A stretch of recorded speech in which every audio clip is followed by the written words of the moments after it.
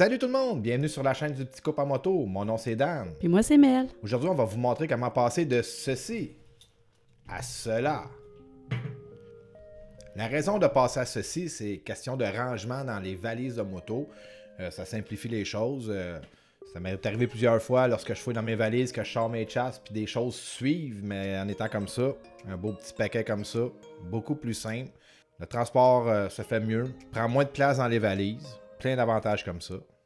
Donc, moi, je vais te poser des questions avant que tu commences à nous montrer la démonstration. Toi, Dan, est-ce que tu trouves que ça vaut la peine de s'acheter des chaps? Bien sûr, avec le début de saison fraîche et la fin de saison fraîche, c'est toujours pratique. Un bon coupe-vent, ça protège aussi au début de saison au niveau des petites roches qu'on reçoit sur les jambes. Quelques petits avantages pour le prix que ça coûte. Puis dis-nous donc, à quel moment tu mets tes chaps? On peut les mettre au début de la ride. Si on part pour faire une ride et qu'on frappe un intempérie, c'est toujours pratique d'avoir ça. Exemple, si on oublie notre imperméable, ça nous fait une certaine protection au niveau de la pluie, donc on peut arrêter de les mettre. En fin de soirée aussi, lorsqu'on revient en moto, on part, il fait beau, on revient, il fait un peu plus frais le soir. Toujours pratique d'avoir les chaps. Puis, est-ce que c'est une bonne idée de traîner toujours ces chaps dans nos valises de moto? Ben, pour l'espace que ça prend, si on regarde ça, là, pas une grosse chose, là. Donc, pour l'espace que ça prend, est-ce que c'est pratique? C'est toujours utile, donc oui.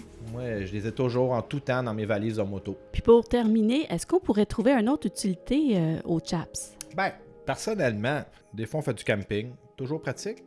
Pour n'oublier notre oreiller, bon petit coussin, au lieu d'une roche et un bout de bois, les chaps viennent rouler comme ça fait un bon petit coussin. C'est toujours moins dur qu'une roche et un bois. Fait que passons aux choses sérieuses, je vais vous montrer comment rouler les chaps. C'est super simple, vous allez voir, ça fait un beau petit paquet. On débute en défaisant toutes les chaps, donc on dézippe toutes les zippers, on désnap toutes les snaps, on place nos chaps une par-dessus l'autre. Au niveau de la ceinture, on rabat la ceinture sur le dessus, on rabat la partie arrière à l'intérieur, on vient pincer au niveau de la ceinture et de l'autre côté. On rabat, donc on lève, on envoie la ceinture vers le dessous et on le ramène vers le dessus en prenant soin de ne pas dépasser les snaps ici, au niveau du pli. Une fois cette partie-là roulée comme ça, on prend du côté de la ceinture, on rabat, on prend l'autre partie arrière. Ici, il y a la partie des boutons, donc on lève la première partie pour insérer la partie arrière entre les deux.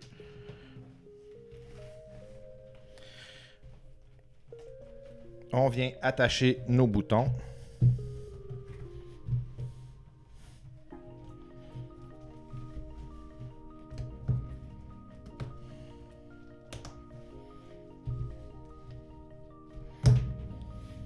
Une fois que les boutons sont attachés, on rabat le cuir vers l'intérieur pour faire un beau petit paquet. On essaie de rentrer au niveau des fermetures éclairs vers l'intérieur pour ne pas abîmer nos peintures.